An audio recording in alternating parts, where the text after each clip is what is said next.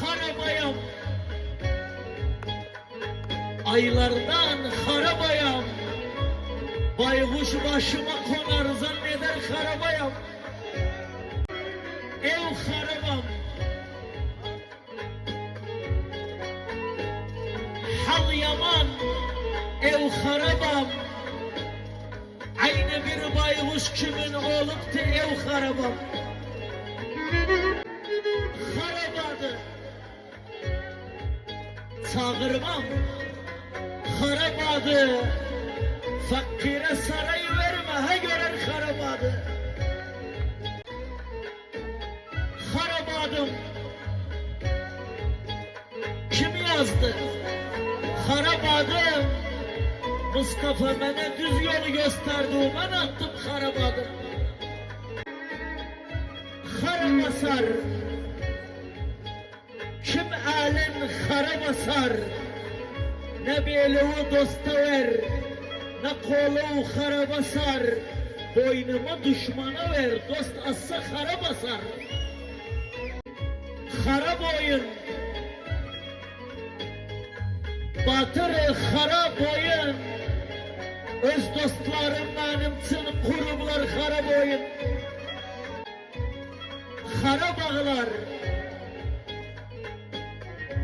gülmeni harap ağlar, gözüm yarı görmesin ağlasa harap ağlar. Harap adam,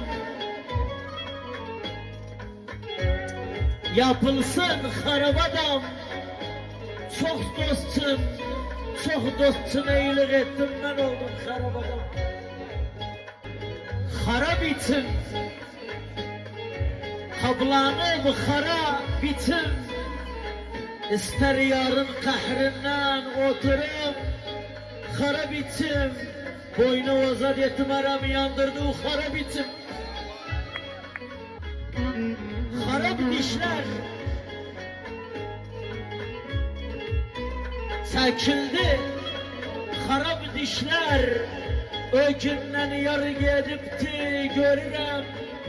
Harap dişler elvi ya da verme, dişlese harap dişler.